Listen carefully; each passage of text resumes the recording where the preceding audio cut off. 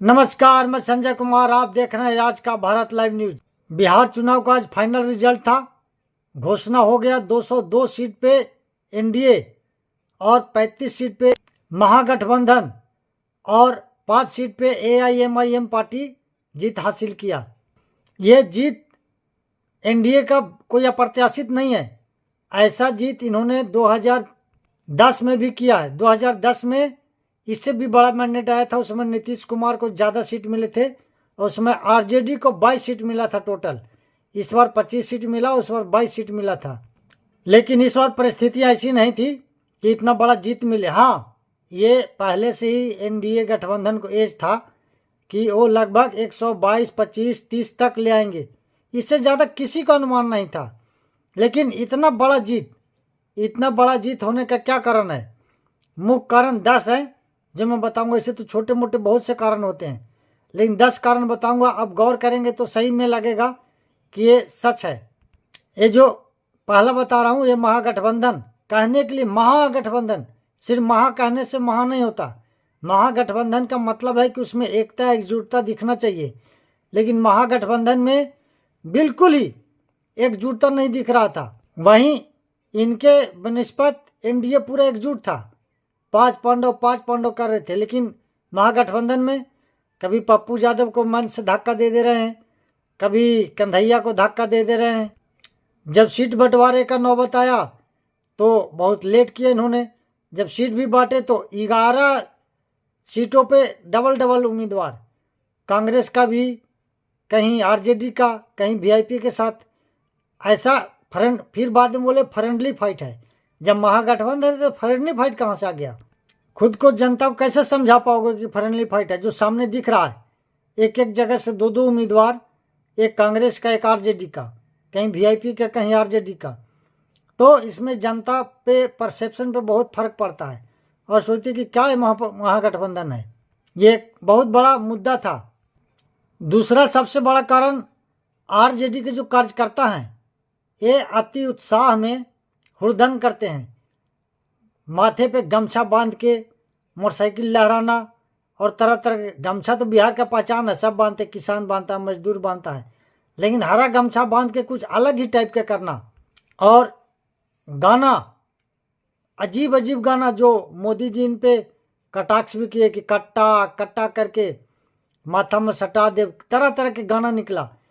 और मन से एक छोटे से बच्चा, 12-13 साल का बच्चा उस गाना को गा रहा है। आरजेडी के नेता ताली बजा रहे हैं बिल्कुल, और समर्थक भी नीचे से हुड़दंग एकदम हो जैसे पूरा समर्थक। तो ऐसे समर्थन करने से जनता के बीच में गलत मैसेज जाता है, बहुत गलत मैसेज जाता है। वही जंगल राज का याद दिलाने लगता है कि ये अभी सरकार में तो ये हाल है, कट्टा सट्टा देव, उठा ले, वगैरह वगैरह। सबने सुना, इतना दोहराने की जरूरत नहीं है गाने को। एक गाना नहीं, कम से कम 7-8 गाना ट्रेंड कर रहे थे और किसी के व्हाट्सएप पे आ रहा है, वायरल हो रहा है, कहीं मंच से, आरजेडी के मंच से। और इस गाने को कटाक्ष के लिए ना तो आरजेडी का कोई बड़ा नेता, तेजस्वी यादव या कोई नेता इसको नहीं किया। इसको तो बिल्कुल गाने को रोक लगवाना चाहिए था इलेक्शन भर। जब तक इलेक्शन था तब तक एफआईआर करके कि हमारे खिलाफ साजिश है। आरजेडी खुद आगे आना चाहिए था कि हमारे खिलाफ साजिश है, इस गाने को रोका जाए। इलेक्शन कमीशन से अनुरोध करना चाहिए था, लेकिन नहीं, ये तो हाँ कर रहे थे। तीसरा सबसे बड़ा बात है तेजस्वी यादव को चमचों से घिरे रहना। तेजस्वी यादव 3-4 आदमी से घिरे रहते हैं, एक जगह नहीं। जब भी लॉन्च हो रहा है, कुछ हो रहा है, तो मैं देखता हूँ वहाँ पे एक बिस्कोमान का जो सुनील सिंह है, बिस्कोमान का एक सुनील सिंह है, एक हरियाणा का संजय यादव और एक शक्ति यादव है, और 3-4 हैं। तो ये तेजस्वी यादव कैसे से दिमाग दिए, बिल्कुल जो खुद आरजेडी के ही लोग विश्वास नहीं कर सकते। मैं तो कहीं चलते फिरते कहीं न्यूज बनाता था तो किसी से पूछता रहता था, आपको पता है तेजस्वी यादव हर घर को नौकरी देंगे। यादव समाज के भी लोगों से पूछा, हंस देते थे, नहीं ये इतना तो नहीं, ठीक है देंगे। अरे वादा ही करना था, 10,000 15,000 करते, 10 लाख कर देते, बिल्कुल अप्रत्याशित। हर घर में एक सरकारी नौकरी, कौन विश्वास करेगा? कोई नहीं कर सकता, कोई भी नहीं। एक अनपढ़ से लेके पढ़ा लिखा तो खैर सब जानता ही है, जो नहीं पढ़ा लिखा है, कम समझ वाला आदमी है, वो भी इस वादे पे विश्वास नहीं करेगा, किसी को होगा नहीं। ऐसे ऐसे वादे करवा दिए जो कोई विश्वास नहीं कर सकता। तो ऐसा लगता है जैसे अभी झूठ बोल रहा है, हमेशा मन में खटकता है। तो जब ज़्यादा झूठ फैलाओगे तो ज़्यादा गलत मैसेज जाता है जनता के बीच में। इन्हीं चमचों की वजह से इनका घर में टूट फूट हो जाना। रोहिणी आचार्य को यहाँ से जो सिंगापुर गई थी उसमें बहुत गलत मैसेज गया था, मीडिया में आया कि वो गुस्सा होकर चली गई, टिकट नहीं मिला।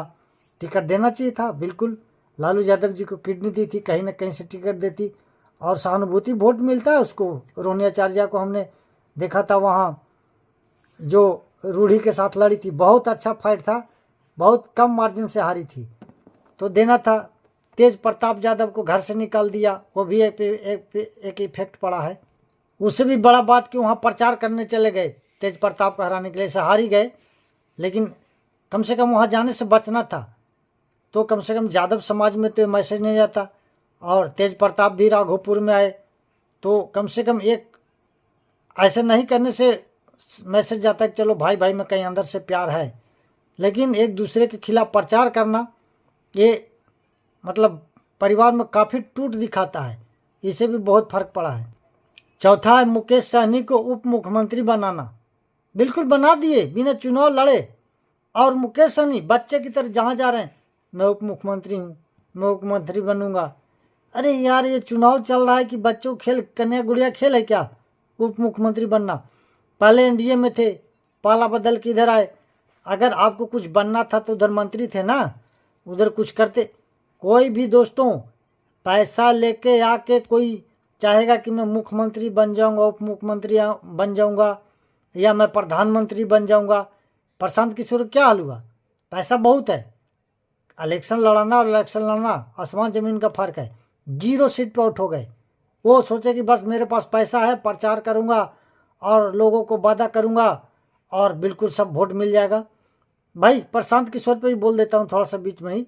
प्रशांत किशोर जी भी जेडीयू में थे, और जेडीयू में नीतीश कुमार जी ने इतना बड़ा पद दे दिया था उनको, वहाँ पे वो उप राष्ट्रीय अध्यक्ष थे।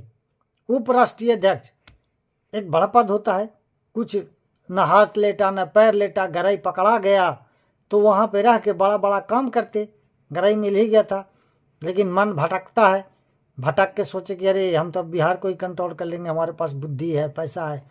तो जनता ऐसे नहीं है कि आप बिल्कुल पैराशूट से उतरोगे और आपको एकदम प्रशांत किशोर जी आ गए हैं अब मुख्यमंत्री बना दो इनको। ऐसा नहीं है, हाथ पैर लेटाना पड़ता है तब गराई मिलता है। ऐसे मुकेश सहनी जी मुंबई से आए, पैसा लेके सोचे कि बस अब हम उप मुख्यमंत्री बन जाएंगे। एनडीए में गए, जाते ही मंत्री बना दिया, और मंत्री बनते ही 2 सीट थे वो भी गंवा दिए। एकदम हड़बड़ी में यूपी में चले गए प्रचार करने के, अब मैं तो यहाँ मंत्री हूँ, केंद्र में एकदम बन जाऊँगा, प्रधानमंत्री पता नहीं क्या क्या बन जाऊँगा तुरंत। अरे भाई सेवा करते, यहाँ पे जनता के बीच में रहते, पता लगता कि हाँ अच्छा नेता, अच्छा काम कर रहे हैं, परसेप्शन बनता है। नीतीश कुमार जी का एक दिन में मुख्यमंत्री बन गए थे, वो राजनीतिक में 25 साल 30 साल एड़िया घिसे, केंद्र में मंत्री रहे, अच्छा काम किया, रेलवे में और भी कई मंत्रालय था, तब बने। ऐसा जमीनी नेता होता है। कोई भी नेता, लालू जी का तुरंत बिल्कुल आते ही मुख्यमंत्री बन गए। जेपी आंदोलन से निकले, कितने दिन सेवा किया, कार्यकर्ताओं के बीच में रहे, बहुत एड़िया रगड़े लालू यादव में भी। लेकिन मुकेश सहनी आते ही बस उप मुख्यमंत्री बना दो, और तेजस्वी यादव बना ही दिए। तो एक मुस्लिम कैंडिडेट भी बनाना था, उप मुख्यमंत्री अनाउंस करना था, एक और अति पिछड़ा से करना था, एक और महादलित से करना था, लेकिन नहीं, सिर्फ मुकेश सहनी को बना दिए। इससे परसेप्शन में एआईएमआई का जो नेता असदुद्दीन ओवैसी भारी अटैक कर दिए, बोला क्या मुसलमान दरी बिछाएगा। ये परसेप्शन चल गया उनका कि सिर्फ मुसलमान का दरी बिछाएगा, 2% वाला उप मुख्यमंत्री और 17-18% वाला दरी बिछाएगा। तो ये काफ़ी ब्लंडर हुआ इस पर। वो असदुद्दीन ओवैसी के जो यहाँ के इमामुल हक जो अध्यक्ष हैं, वो ढोल भी बजा रहा था दरवाजा पे, वो मैं वीडियो बनाया था। अगर मुकेश सहनी को बनाए भी, फिर चलते चुनाव में उनके भाई का टिकट वापस, चलते चुनाव में वही हो गया, न माया मिली न राम। एक तो मुस्लिम को नहीं बनाया, तो पहले से थोड़ा सा चल रहा था। फिर सहनी के भाई को जब बैठा दिए मुस्लिम को खुश करने के लिए, तो जो वही 2-3% जो वोट मिलना था सहनी समाज का, वो भी नहीं मिला। वो मैसेज चला गया कि अरे मुस्लिम के प्यार में तो सहनी को धोखा दे दिए, पीठ में छुरा मार दिए। वही पहले वाला कहानी। मुकेश सहनी कहते रहे कि नहीं मैं खुश हूँ, मुझे उप मुख्यमंत्री बनना है, लेकिन परसेप्शन मीडिया में जब चल जाता है तो चल जाता है, तो वो बहुत बड़ा नुकसान हुआ। 5वां राहुल गांधी का ब्लंडर। राहुल गांधी तो अजीब ही प्राणी है, प्राणी क्या बोलूं, विपक्ष का नेता है, बहुत महान है। वो यहाँ SIR का ब्लंडर कर दिए। भाई जमीन पे सबको पता है कि वोट चोरी कैसे होता है। मैं इस पर कई वीडियो बना चुका हूँ, कई वीडियो। वोट चोरी जैसे राहुल गांधी जी बोल रहे हैं वैसे नहीं हो सकता। SIR कोई नया प्रक्रिया नहीं है, ये कांग्रेस के ज़माने से जब देश आज़ाद हुआ था इसके बाद से ही चल रहा है। ये कोई बीजेपी या कोई अभी कोई चुनाव आयोग अपने मन से नहीं कर रहा, ये चलता रहता। अभी इतने लोग डेथ कर रहे हैं, कहीं माइग्रेन करते हैं, एक एक आदमी का 2-2 जगह नाम। जैसे पहले गांव में रहता था, पैसा हुआ तो शहर में घर बना लिया, वो वहाँ ही नाम, गांव में भी नाम। अभी भी नहीं सुधरा है पूरा 100%, लेकिन ऐसे नाम कटते हैं, बहुत सारे कटे हैं। कोई बुढ़ाओं की मृत्यु हो गया किसी का, उसका भी नाम है। 2003 के बाद SIR नहीं हुआ था, तो जरूरी प्रक्रिया था, लेकिन इस पर ब्लंडर किए। जो तेजस्वी यादव का मुख्य मुद्दा था उसको भटका के जनता को इधर ले आए, और जो भारी चमचे थे तो वो बस SIR। वो राहुल गांधी को जयकारा हुआ तो उनको भी मुराल हाई होगा कि सही में तो पूरा बिहार में दौरा ही निकाल दिए वोट चोरी का। वोट चोरी होता है, सच बात है। मैं पहले वीडियो बनाऊँ जो मिलौली होता है, जो मेरा पुराना वीडियो देखेंगे तो पता लग जाएगा। तो SIR पे ब्लंडर किए। और आपको पता होना चाहिए राहुल गांधी जी जहाँ जहाँ प्रचार किए बिहार में, वहाँ से एक भी सीट नहीं जीता कोई। आप देख लीजिएगा, न्यूज़ में भी आ रहा था, जहाँ जहाँ से राहुल गांधी जी प्रचार किए एक भी प्रत्याशी नहीं जीता। इतना ही नहीं किए, वो देश में बिहार में जहाँ भी गए जेनजी को भड़काते रहे। ये तेजस्वी यादव के मुंह से कभी नहीं सुना मैंने, लेकिन राहुल गांधी जेनजी, तो ये भी बहुत बड़ा ब्लंडर है। जेनजी को आप भड़का रहे हो बिहार में या देश में, तो किसी भी माँ बाप को ये लगेगा कि मेरा बेटा जेनजी। एक तो जेनजी नाम ही सुन के मुझे बड़ा नफरत होता है। जो नेपाल में हुआ, बांग्लादेश में हुआ, सबने देखा, सबके घर में टीवी है, सोशल मीडिया है, मोबाइल है। क्या अच्छा लग रहा था? जो नेपाल में हुआ, जो बांग्लादेश में हुआ, श्रीलंका में भी पहले हुआ, तो किसी को अच्छा लगा देखने में कि ये जो नए उम्र के लड़के हैं बहुत अच्छा काम किए। अभी आप यहाँ जेनजी करते हो कि जेनजी ये कर देंगे, जेनजी वो कर देंगे। राहुल गांधी बिहार में भी आके कर रहे थे। वही नहीं, प्रियंका गांधी भी, कि आप चुप बैठोगे क्या, हम हार जाएंगे तो आप दंगा नहीं करोगे, आप ऐसे नहीं करोगे, बच्चों को भड़काना। तो जो जनता है क्या परसेप्शन जाता है। मैं हूँ तो मैं क्या चाहूँगा कि मेरे बेटा जेनजी बने, जाके किसी का मकान फूंक दे, किसी नेता को मार दे, जला दे, गाड़ी जला दे, ट्रेन जला दे, और बाद में जेल जाए, क्योंकि हर जगह CCTV कैमरा है या मोबाइल है, कोई ना कोई वीडियो बनाता है।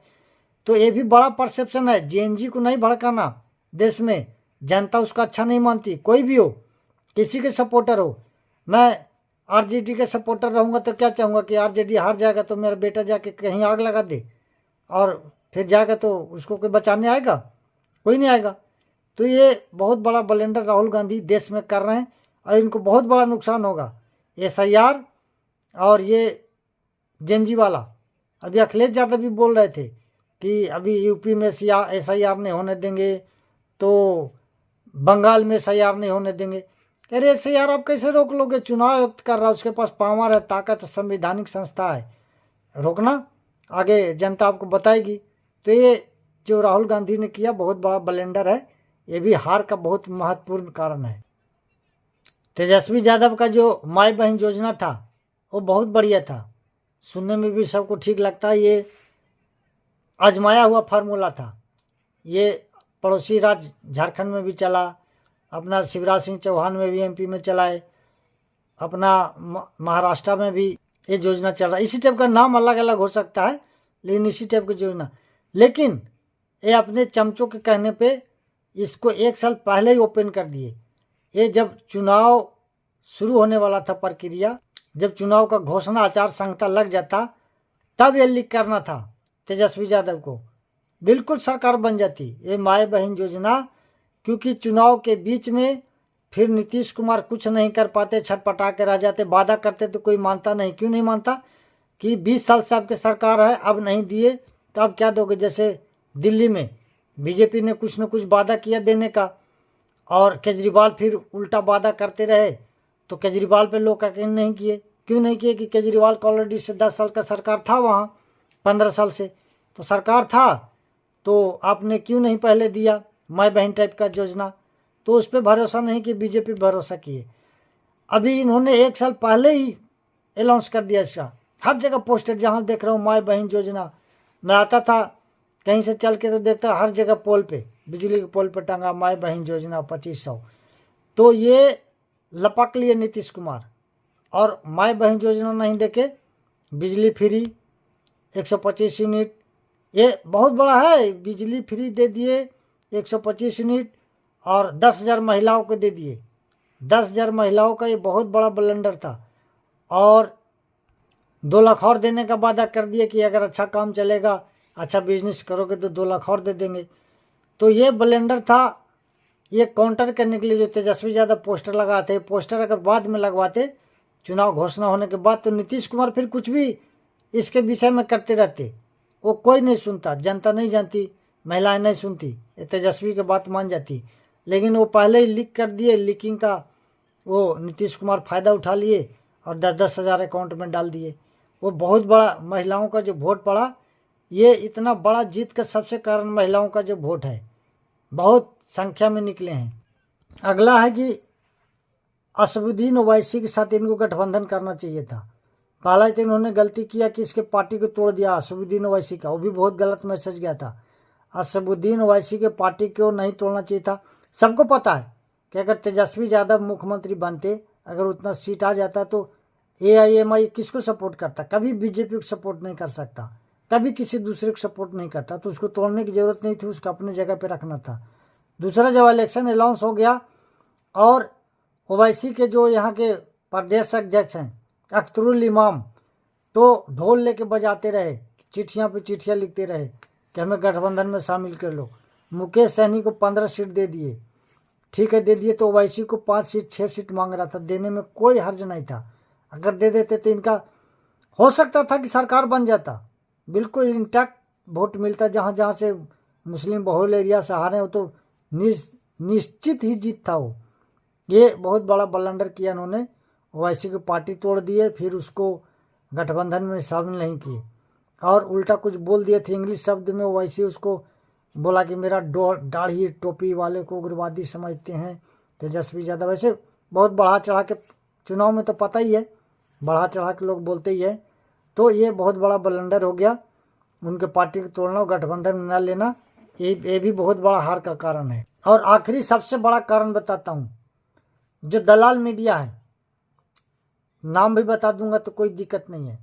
कोई दलाल मीडिया है, उसके चैनल को देखते हैं, इसके समर्थन ज़्यादा, इस जो RJD या महागठबंधन के समर्थक हैं। बाकी सबको गोदी मीडिया।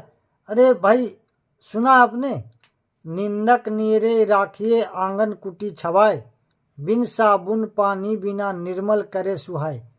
जो आपका निंदा करता है, जो आपकी कमियां को बताता है, उसको अपने साथ बैठाइए, साथ में रखिए, ताकि आपको कमियां बताता रहे, और उस कमियों को बिना साबुन पानी के आप दूर करते रहें। जब अपने कमियों को दूर करोगे तो आप अपने आप निखर जाओगे। इस कविता का यही है मतलब कि बिन साबुन पानी बिना निर्मल करे सुहाए। लेकिन आपका जो सच बोलता है, ये कोई गोदी मीडिया नहीं है, ये गोदी मीडिया दिया हुआ रवीश कुमार का नाम है। नाम ही बता देता हूँ, रवीश कुमार पहले NDTV में दलाली करता था, अभी वो अपना चैनल चलाता है। रवीश कुमार का नाम दिया हुआ गोदी मीडिया। अरे जो दिखता है वो मीडिया बताता है, अब उसको गोदी मीडिया बोल दोगे तो ठीक है, बोलने में अच्छा लगता है, लेकिन खुद दलाल मीडिया है। अभी मैं नाम ही बता देता हूँ, आज मैं अजीत अंजुम और जोगेंद्र यादव का इंटरव्यू भी देख रहा था। जो RJD समर्थक हैं वो देख सकते हैं, देखते ही हैं, लेकिन फिर भी एक बार देख लेना। अजीत अंजुम आज जोगेंद्र यादव का इंटरव्यू लिया है। तो ये वीडियो मेरा हो सकता है कि सुबह में डालूंगा, अभी रात में बना रहा हूँ। तो मतलब 14 तारीख का देखना उनका इंटरव्यू है। वो खुद बता रहे हैं कि बीजेपी का शुरू से जीत, दोनों इंटरव्यू में बता रहे हैं एक दूसरे को। एक अजीत अंजुम है, एक अभय दुबे है, उसका चैनल अलग है। एक प्रशांत किशोर है, प्रशांत किशोर नहीं सॉरी, पुण्य प्रसून वाजपेयी, माफ कीजिएगा, प्रशांत किशोर नहीं, पुण्य प्रसून वाजपेयी, अभिसार शर्मा, एक यूपी में है कोई लड़की तिवारी करके, ये तिवारी पांडे क्या बहुत बक बक बक बक करती रहती है, नाम भूल रहा हूँ मैं, रवीश कुमार तो बता ही दिया। ऐसे एक विदेश में बैठा है, कौन सा राठी फाटी भाटी कौन सा है। तो ऐसे ऐसे पत्रकारों के देखते हैं, वो हमेशा डेली पता है उनका, आप देखना उनका न्यूज चल जो एक बार सर्च करके आप देखना, वो डेली कभी खास करके भाई दुबे जैसे लोग, रवीश कुमार जैसे लोग डेली मोदी सरकार गिर गया, सुबह गिरा देते हैं, फिर रात में बन जाता है, फिर रात में गिराते सुबह बन जाता है। कभी सरकार गिराना, तेजस्वी की सरकार बना देना, नीतीश कुमार को पलटी कर देना, कभी अखिलेश जी का इतना पूर्ण बहुमत सरकार है यूपी में, बोला जोगी जी को हटा देंगे, अभी वो फलाना हो जाएगा, ऐसे हो जाएगा, मतलब बिना मतलब का बकवास। और इन आरजेडी के समर्थक जो हैं ज़्यादातर मुस्लिम भाई, खास करके यादव जी भी, ये ज़्यादा उन्हीं के चैनल देखते हैं। किसका? जिसका मैं भी नाम बताया। तो उनके चैनल बिल्कुल झूठ परोसता है कि ये गिर जाएगा, वो बढ़ जाएगा, कुछ नहीं होगा भाई। जिसके साथ जनता है, मैं एक वीडियो बनाया था, लेकिन मेरा नए नए चैनल है, कोई इतना ज़्यादा देखता नहीं है, अगर देखेंगे तो समझ में आएगा कि मैं गलत बोलता हूँ या सही बोलता हूँ। एक मेरे दोस्त हैं यादव जी, अब कॉल किए थे, मैं सही बता रहा हूँ, आप तो बीजेपी को वोट दिए होंगे, जिता दिए। अरे भाई मैं किसको वोट दिया क्या बताऊँ, दिल की बात क्या बताऊँ, बोल भी नहीं सकता। लेकिन कोई जीत हार हमारे वोट देने न देने से नहीं होता है। आपका काम, आपका परसेप्शन, आप कैसे क्रिएट कर रहे हो उस पर निर्भर करता है। कभी आपके बड़े नेता A to Z की बात करते हैं, कभी कोई बोल देता है कि भूरा बाल साफ करो, उसके पत्नी को टिकट दे देते हैं, तो क्या परसेप्शन जाएगा। ध्यान दो, अभी ये बहुत मार्जिन से हार हुआ है, इसका कारण एक भी है, कोई भी तेजस्वी यादव बोले कि हमारी पार्टी A to Z पे काम करेगी, अच्छा लगता है सुन के। A to Z जैसा टिकट भी बांटे थे, बहुत भूमिहार, राजपूत, ब्राह्मण सबको टिकट दिए। वैसे सबसे ज़्यादा उन्होंने यादव को टिकट दिया। मेरा मानना है कि यादव की जगह OBC या दलित को, जो अति पिछड़े हैं, उनको ज़्यादा टिकट देते तो ये भी परसेप्शन बनता कि अच्छा है। लेकिन चलो, उनके अपने सुविधा से, हमारे कहने से, आपके कहने से कोई टिकट नहीं देता। टिकट अपने जीतने वाले प्रत्याशी को ही कोई देता है। जैसे बीजेपी कोई मुस्लिम कैंडिडेट को नहीं उतारा, लोकतंत्र के लिए भी गलत है, देना चाहिए। लेकिन अभी उनको पता है कि हमारा मुस्लिम कैंडिडेट कोई जीतेगा नहीं, इसलिए उन्होंने दिया नहीं। तो ये परसेप्शन जाता है, लेकिन ये परसेप्शन उनके लिए फ़ायदा करता है बीजेपी के लिए, लेकिन आपके लिए ऐसा नहीं करेगा। मैंने बहुत सारा ऐसे वीडियो बनाया और अपने आरजेडी के समर्थक मित्रों को तो पता है हमको कौन कौन सा आरजेडी के समर्थक है, उनको भेजा, लेकिन उन्होंने मेरे वीडियो को शेयर नहीं किया, उससे सुझाव नहीं लिया और उल्टा मजाक करते रहे हमसे फ़ोन करके कि आप तो ऐसे बोल रहे, ऐसे बोल। अरे भाई सच बोल रहा हूँ। वही निर्मल करे सुहाय वाला भी कविता सुनाया, सच बोलता उसको सुनना है। आप सिर्फ अपने दलाल मीडिया को सुनते हो, ये हमेशा जिताते हैं लास्ट तक। एक बात बताता हूँ, ग्राउंड में जो देखा हुआ, कभी भी देख लेना, कहीं उस साल का आप निकाल के देखोगे। एक न्यूज़ 24 है, न्यूज़ 24 चैनल, कभी भी चुनाव होता है सारे चैनल से बिल्कुल अपोजिट दिखाता है। मैं आज भी देख रहा था 10:30 तक, महागठबंधन को, उसको पता है कि ये हमारे चैनल को देख के खुश होते हैं, महागठबंधन को 135 सीट दिखा रहा था, जबकि शुरू से ऐसा कुछ नहीं था, लेकिन 10:30 तक दिखाया न्यूज़ 24। मैं फिर बताता हूँ, ये पिछले चुनाव में भी या इससे पहले 2020 के चुनाव में भी हमेशा उल्टा फिगर चलता, सारे चैनल कुछ दिखा रहे हैं जो सच निकल के आ रहा है। अब इसको क्यों नहीं मानोगे, जो सारे चैनल एक जैसा दिखा रहा है। न्यूज़ 24 क्यों, कि क्या बताऊँ, इसको चैनल को राष्ट्रीय चैनल है, बड़ा चैनल है, मैं कुछ बोल नहीं सकता। लेकिन इतना बड़ा चैनल आपको कैसे बेवकूफ़ बनाता है वो सबको समझ में आता है। जैसे मैं बहुत दिन से कहने के लिए चाह रहा था, एक और बात बताता हूँ। एक समाजवादी पार्टी का प्रवक्ता है भदौरिया, उसका पूरा नाम मैं मिसिंग कह रहा हूँ, भदौरिया। मैंने आज तक किसी मुस्लिम के बड़े नेता, कोई भी मुस्लिम को इतना हरा कुर्ता कभी नहीं पहने देखा, कभी नहीं। पीर बाबा पे चढ़ाते हैं चादर, हरा ये वगैरह है, लेकिन मुस्लिमों को बेवकूफ़ बनाने के लिए हमेशा हरा कुर्ता, जैसे उसके पास और कोई कुर्ता ही नहीं लग रहा है, 100 कुर्ता सिर्फ हरा ही सिलवा रखा है। कभी भी मैं उसको कम से कम 10 साल से देख रहा हूँ, टीवी डिबेट में आता है, वो सिर्फ हरा ही कुर्ता पहन के आता है। आप समझ रहे हो क्या कर रहा हो? वो मुस्लिमों को इतना बेवकूफ़ समझता है, या समाजवादी पार्टी ने उसको बता रखा है, या वो खुद अपनी मर्जी से करता है। मुस्लिमों को बेवकूफ़ समझता है कि मतलब मैं हरा कुर्ता पहन के आऊँगा तो लोग अपना समर्थक सोचेंगे। ऐसा इतना बेवकूफ़ मुस्लिमों को समझते हो यार? हैं भी, समर्थन भी कर रहे हैं। भाई ओवैसी ने जो पॉइंट उठाया उसे क्या समझे आप? अभी अखिलेश यादव के भी सांसें चढ़ी हुई है यूपी में। अगर उसे ठीक ठाक गठबंधन कोई नहीं किया तो मायावती या किसी एक और रावण उमन है उससे गठबंधन कर लिया तो वहाँ भी बहुत बड़ा गेम कर देगा। चलिए वीडियो लंबा हो जाएगा, आज के वीडियो में इतना ही। दोस्तों, अगर आपको मेरा वीडियो अच्छा लगता है तो लाइक कीजिए, शेयर कीजिए और सब्सक्राइब कीजिए। आज के लिए इतना ही, फिर कभी मौका मिलेगा तो इतना लंबा वीडियो बनाऊंगा, नहीं तो छोटा छोटा वीडियो बना के आपसे जुड़ा रहूँगा। नमस्कार, धन्यवाद।